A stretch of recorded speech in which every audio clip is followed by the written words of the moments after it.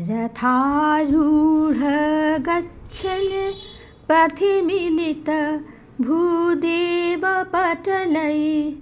स्तुतिर्प्रादुर्भावं प्रतिपदम् उपकर्णसदय दयासिन्धुर्बन्धु सकलजगतां सिन्धुसुतया जगन्नाथ स्वामी नयनपथगामी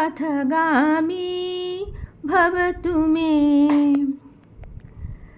রথারূঢ় হয়ে গমন করলে পথে ব্রাহ্মণগণ মিলিত হয়ে যার স্তব করেন, সেই স্তবে আবির্ভূত প্রতিটি পদ শ্রবণ করে যিনি প্রসন্ন হন, দয়াসিন্ধু সকল জগতের বন্ধু লক্ষ্মী দেবী সহ সেই প্রভু জগন্নাথ আমার নয়ন পথগামী হন। জগন্নাথ স্বামী নয়ন পথগামী ভবতু মে। পাণ্ডবদের রাজ্য সম্পদ গ্রাস করার লোভে দুর্যোধন মামা শকুনির সাহায্যে কপট পাশা খেলার আয়োজন করে যুধিষ্ঠিরকে আহ্বান করেছিলেন পণ নিয়ে পাশা খেলার জন্য। ধর্মরাজ যুধিষ্ঠির দ্রুতক্রীড়ায় পারদর্শী ছিলেন না। অপরপক্ষে শকুনি পাশা খেলায় কপটতার আশ্রয় নিয়ে অব্যর্থভাবে জয়ী হতেন।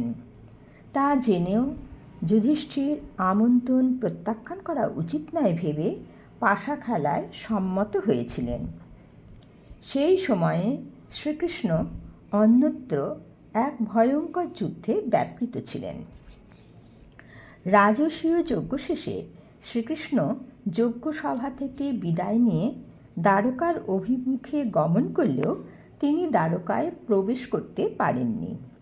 তার কারণটি স্বয়ং শ্রীকৃষ্ণ যুধিষ্ঠির যখন দ্বিতীয়বার পাশা খেলায় পরাজিত হয়ে সপরিবারে বনবাস করছিলেন, তখন তার সঙ্গে সাক্ষাৎ করতে এসে তাকে জানান। মহাভারতে সেই বৃত্তান্ত বিস্তৃতভাবে বর্ণিত হয়েছে। শ্রীকৃষ্ণ যজ্ঞ শেষে দ্বারকায় ফিরে দেখেন শাল্যের আগমনে দ্বারকানগরী বিধ্বস্ত হয়েছে। কৃষ্ণ রাজসূয় যজ্ঞে শিশুপালকে বধ করেছেন শুনে শাল্য ক্রুদ্ধ হয়ে দ্বারকাপুরী আক্রমণ করেন। কৃষ্ণের অবর্তমানে শাল্যের চতুরঙ্গিনী সেনা চতুর্দিক দিয়ে বেষ্টন করে দ্বারকা অবরুদ্ধ করেছিল। সাম্বের সঙ্গে মিলিত হয়ে কৃষ্ণপুত্র প্রদ্যুম্ন প্রবল যুদ্ধে শাল্যকে পরাস্ত করলেও দেবতাদের আদেশে নারদ ও পবনদেব দ্রুত এসে প্রদ্যুম্নকে শাল্যবধ করতে নিষেধ করেছিলেন। কারণ দৈব উদ্দেশ্য সাধনের কারণে কৃষ্ণের হাতেই শাল্যের মৃত্যু হবে, এই ছিল বিধিলিপি। দ্বারকায় ফিরে নগরীর বিধ্বস্ত অবস্থা দেখে উগ্রসেন, বসুদেব প্রভৃতিকে আশ্বস্ত করে শ্রীকৃষ্ণ মানুষী যুদ্ধলীলায় অবতীর্ণ হলেন। তিনি অবিলম্বে চতুরঙ্গ রথ নিয়ে মার্তিকাবত নামক দেশে গেলেন এবং সেখান থেকে শাল্যের অনুসরণ করলেন। শাল্য তার সৌভ বিমানে সমুদ্রের উপরে আকাশে অবস্থান করছিলেন। শ্রীকৃষ্ণের সারঙ্গধনু নিক্ষিপ্ত স্বর সৌভ বিমান স্পর্শ করতে পারছিল না। অতঃপর শ্রীকৃষ্ণ তাঁর মন্ত্রাহুত স্বরগুলির দ্বারা সৌভ বিমানস্থ যোদ্ধাদের সমুদ্রে নিক্ষিপ্ত করলেন। তখন শাল্য মায়াযুদ্ধ শুরু করলে ভগবান কৃষ্ণ প্রজ্ঞা অস্ত্র দিয়ে তার মায়া সরিয়ে দিলেন।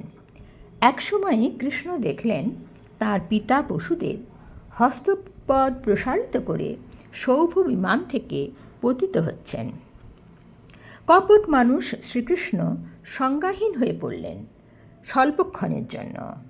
সংজ্ঞা ফিরে সৌভ বিমান, পিতা বা শাল্য কাউকেই দেখতে না পেয়ে বুঝলেন তা ছিল শাল্যের ইন্দ্রজাল প্রদর্শন। শাল্যের অদৃশ্য বিমান থেকে দানবরা শিলাবৃষ্টি করতে শুরু করলে যুদ্ধলীলার সমাপ্তি চেয়ে শ্রীকৃষ্ণ তার কালান্তক জমির ন্যায় সুদর্শন চক্রকে অভিমন্ত্রিত করে যুগান্তকালীন দ্বিতীয় সূর্যতুল্য সেই চক্রকে আকাশে প্রেরণ করে সেটির দ্বারা শাল্যের সৌভ বিমানকে বিদীর্ণ করলেন। সুদর্শন চক্র শ্রীকৃষ্ণের হাতে ফিরে এলে শ্রীকৃষ্ণের আদেশে পুনরায় সেটি শাল্যের অভিমুখে গিয়ে তাঁর দেহটিকে দ্বিখণ্ডিত করল। অনুচর দানবরা হা হা শব্দ করতে করতে পলায়ন করল। ইতিমধ্যে দুবার দ্যুতসভা ঘটে গেল শ্রীকৃষ্ণের অনুপস্থিতিতে। প্রথমবার দ্যুত খেলায়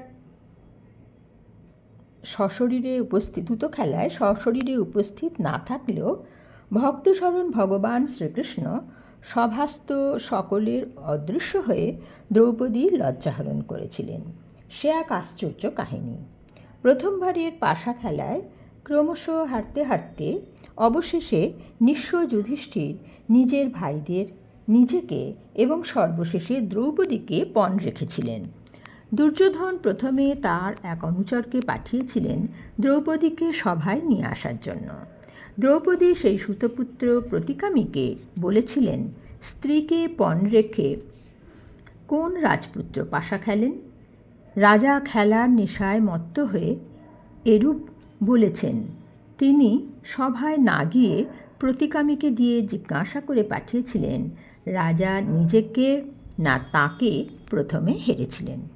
কিংनु পূর্বং পরাজয়ীষীরাত্মানং মাং নু ভারত এতজ্ঞাত্বা ত্বমাগচ্ছ তত মাং নয়া সুতজ। যুধিষ্ঠির কোনো উত্তর দিতে পারলেন না। দুষ্ট দুর্যোধন প্রতিকামী মারফত দ্রৌপদীকে বলে পাঠালেন, দ্রৌপদী নিজে সভায় এসে প্রশ্ন করুন। দ্রৌপদী এলেন না। সভাসদগণের মত জানতে চাইলেন।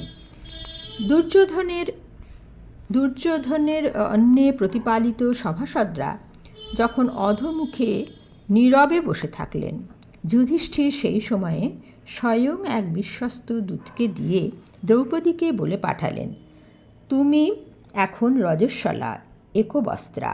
এই অবস্থাতেই কাঁদতে কাঁদতে শ্বশুরের সামনে এসে দাঁড়াও।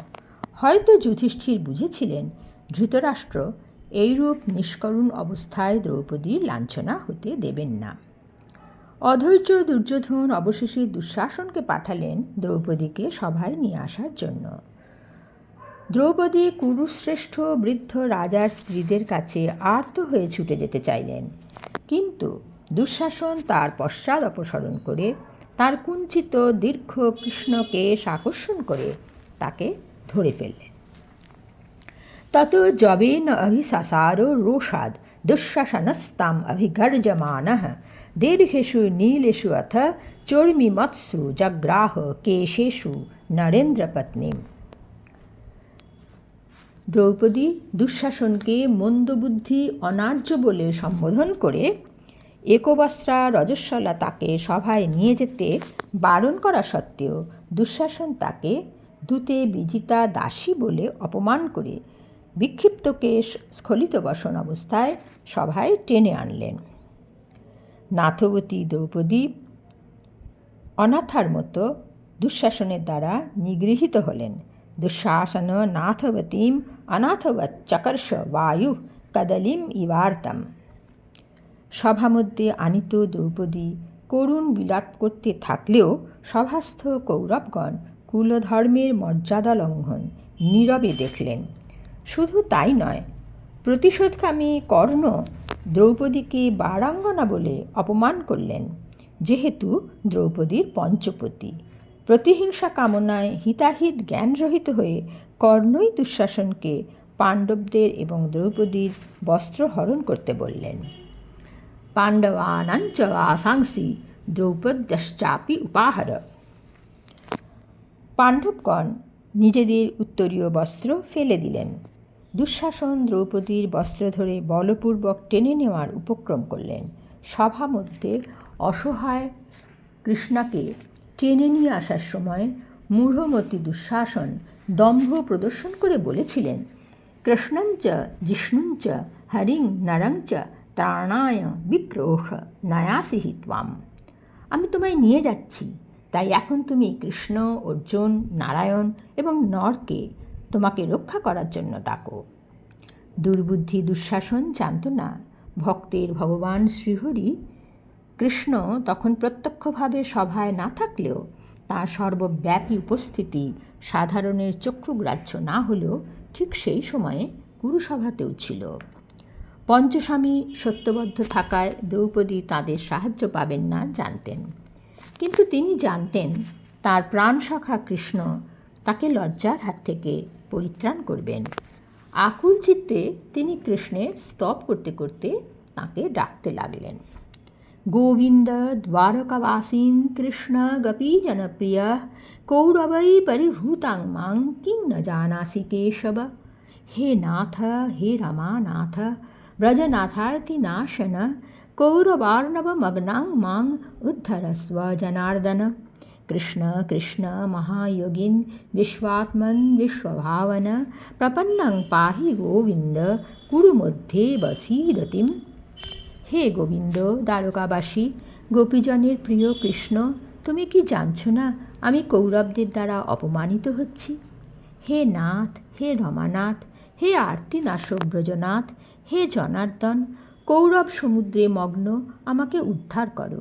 হে কৃষ্ণ, হে কৃষ্ণ, হে মহাযোগী বিশ্বাত্মা বিশ্বভাবনা, আমি তোমার শরণাগত। কুরুদের মধ্যে অবমানিত আমাকে হে গোবিন্দ রক্ষা করো। ভক্ত আকুলভাবে প্রার্থনা করলে ভগবান কখনোই অবিচলিত থাকতে পারেন না। ভগবান কৃষ্ণ সাক্ষাৎ ধর্ম হয়ে বস্ত্রের রূপ ধরে দ্রৌপদীকে রক্ষা করতে এলেন। দুঃশাসন দ্রৌপদীর বস্ত্র আকর্ষণ করতে থাকল। শ্রীকৃষ্ণের বিভূতিস্বরূপ নানা রঙের শত শত বস্ত্র দ্রৌপদীকে আবৃত করে তার লজ্জা নিবারণ করল। আকর্ষ্যমানে বসনে দ্রৌপদ্যস্তু বিশাঙ্কতে তদ্রূপম অপরং বস্ত্রং প্রাদুরাসীদ অনেকশ। ভগবান ও ভক্তের পারস্পরিক আকর্ষণে দ্রৌপদীর মর্যাদা ও গৌরব অক্ষুণ্ণ রইল।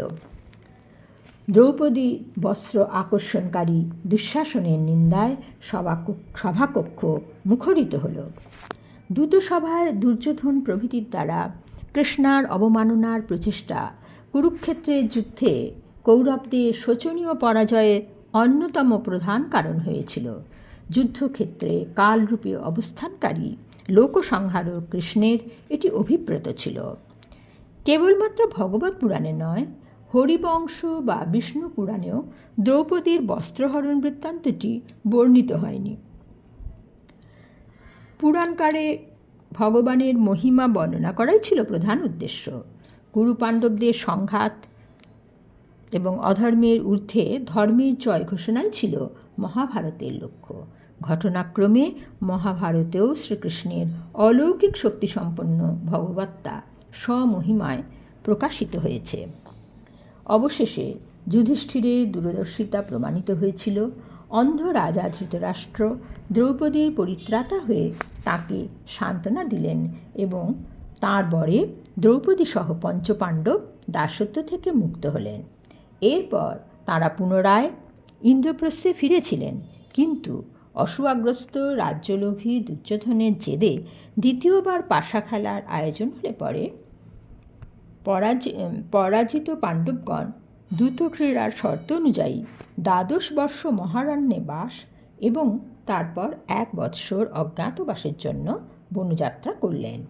দ্রৌপদীও আলুলায়িত কেশে 1 বস্ত্রে স্বামীদের অনুগমন করলেন। তারা হস্তিনাপুর থেকে নির্গত হয়ে উত্তরমুখে যাত্রা করেছিলেন। অবশেষে পশ্চিম দিকে যাত্রা করে সরস্বতী নদীর তীরে সমতল মরুদেশের নিকটবর্তী কাম্যক বনে প্রবেশ করেছিলেন। তাদের বনবাসের সংবাদ পেয়ে সেখানেই ভোজ, বৃষ্ণি এবং অন্ধক বংশীয়গণের সঙ্গে শ্রীকৃষ্ণ তাদের সঙ্গে দেখা করেন এবং তাদের আশ্বস্ত করে বলেন, অনিষ্টকারী দুর্যোধনকে বধ করে সনাতন ধর্মের রক্ষাকারী যুধিষ্ঠিরই ভবিষ্যতে রাজসিংহাসনে বসবেন। আসুন এখন আমরা ভক্তবৎসল ভগবান শ্রীকৃষ্ণের নাম সংকীর্তন করি। हरे कृष्ण कृष्ण कृष्ण हरे हरे, हरे राम राम राम हरे हरे, हरे कृष्ण कृष्ण कृष्ण हरे हरे, हरे राम राम राम हरे हरे, हरे कृष्ण कृष्ण कृष्ण हरे हरे, हरे राम राम राम हरे हरे।